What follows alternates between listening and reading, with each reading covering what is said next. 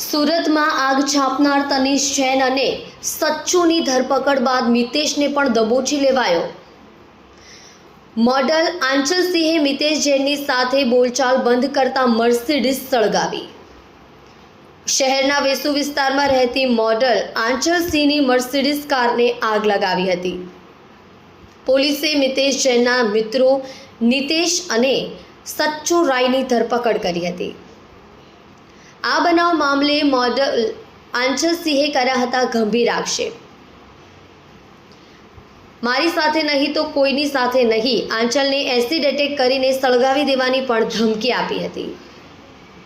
આંચલ સિંહ ક્યાં જઈને કોને મળે છે સહિતની વિગત જાણવા માટે કારમાં જીપીએસ સિસ્ટમ ચિપકાવી હતી।